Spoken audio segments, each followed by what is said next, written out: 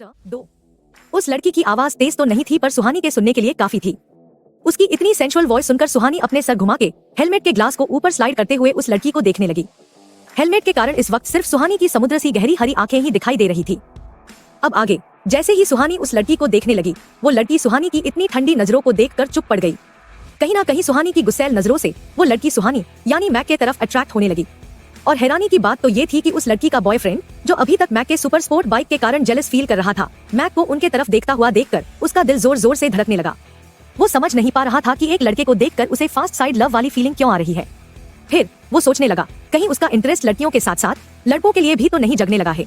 वो दोनों boyfriend girlfriend traffic के बीचों बीच मैक को देखकर खो गए थे। तभी ट्रैफिक सिग्नल ग्रीन हो जाने के कारण मैक अपना सुपर बाइक लेकर वहां से पलक झपकते ही गायब हो गया। मैक के जाने के बाद गाड़ियों के हॉर्न की आवाज से मैक के चार्मनेस में खोए हुए कपल होश में आए। वो लड़का अपने सेंस में आने के बाद अपना सर झटकते हुए बोला, ओ जीसस, वो अट्रैक्टिव लड़का कितना ज्यादा डेंजरस था। उफ़, मैं तो उसके वजह से आज गे बनते बनते बचा हूँ। इतना सोचकर वो अपनी गर्लफ्रेंड के साथ अपना स्पोर्ट बाइक लेकर वहां से निकल गया। थोड़ी देर बाद सुहानी अपनी सुपर बाइक से लंदन के भीड़ भाड़ से दूर एक खूबसूरत सी लोकेशन में पहुंच गई। यहाँ सुहानी यानी मैक का प्राइवेट फार्म हाउस था। सुहानी अपनी बाइक को फार्म हाउस के बाहर पार्क करके फार्म हाउस के अंदर गई और कुछ ही पलों में एक व्हाइट नीलन खूबसूरत सी मिडी फ्रॉक और स्निकर के साथ फार्म हाउस के बाहर आई। जैसे ही वो चेंज करके फार्म हाउस के बाहर आई, हवा के वजह से उसकी सिल्की स्मूथ घनी जुल्फे बहुत ही खूबसूरती से लहराने लगी, जिस वजह से सुहानी इतनी खूबसूरत लगने लगी कि जो कोई भी इस वक्त सुहानी को देखता, सुहानी की खूबसूरती देखकर उसकी सांसें ही थम जाती। व्हाइट फ्रॉक, व्हाइट स्निकर, खुली हुई जुल्फे और हरी आंखों के साथ सुहानी सच में एक जीती जागती गणेश लग रही थी। वो जब तक बाहर आई, फार्म हाउस के केयर टेकर और सुहानी के प्राइवेट बॉडीगार्ड बिपिन सुहानी के बाइक को गैराज में पार्क करके सुहानी के लिए कार तैयार करवा चुका था। बिपिन सुहानी को कार के पास आते हुए देखकर कार का बैक डोर खोल दिया। सुहानी कार में बैठकर ड्राइवर से बोली, घर चलो। बिपिन सुहानी की बात सुनकर बोला, मैम प्लीज मुझे आपके साथ आने दीजिए, आपको प्रोटेक्ट करना मेरी ड्यूटी है। सुहानी बिपिन की बात सुनकर बोली, there is no need for now, just stay here, I am capable of protecting myself, when I feel that I need you, you can take back the charge of my personal bodyguard.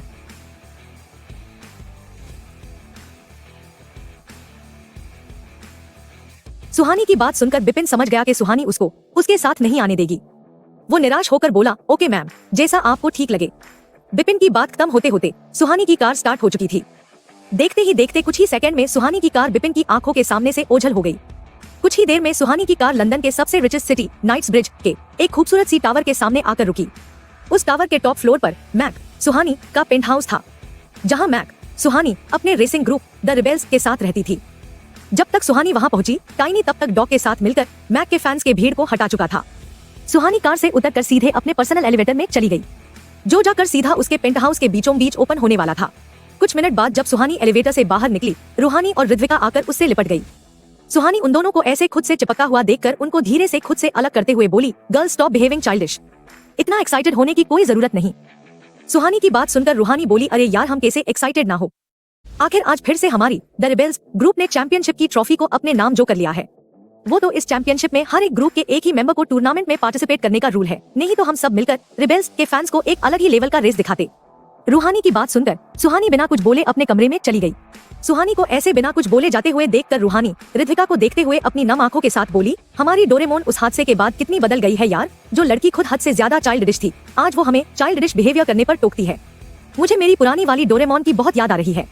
मैं क्या करूँ यार, मुझे समझ नहीं आ रही कि जीजू ने डोरेमोन के साथ ऐसा क्यों किया, क्यों छुपाई अपनी इतनी बड़ी सच्चाई, क्यों उन्होंने मेरी प्यारी सी डोरेमोन के परिवार के साथ ऐसा किया। मैं कभी जीजू को माफ नहीं करूंगी और ना ही कभी उनको अपनी डोरेमोन की लाइफ पार्टनर के तौर पर एक्सेप्ट करूंगी। रूहानी की बात सुनकर ऋत्विका उसकी ध्यान बटाने के लिए बोली, अच्छा अगर ऐसी बात है तो तू आज तक जीजू को जीजू क्यों बोलती है, तुझे तो उनका नाम लेकर बुलाना चाहिए। ऋत्विका की बात सुनकर रूहानी को समझ नहीं आ रही थी वो उसकी बातों का क्या जवाब दे, इसीलिए वो बिना कुछ बोले वहां से खिसक गई। उसको ऐसे जाते हुए देखकर ऋत्विका हंसते हुए बोली, ये भी कोई कम नौटंकी नहीं है। द रिबेल्स ग्रुप 3 लड़कियों से बना रेसिंग फील्ड में सबसे पावरफुल रेसिंग ग्रुप था, जिस ग्रुप को आज तक कोई हरा नहीं पाया। पर सबको यही लगता था कि द रिबेल्स का ग्रुप एक लड़का यानी मैक और 2 लड़कियां यानी रूहानी और ऋत्विका को मिलाकर बना है और उस ग्रुप को मैक लीड करता है।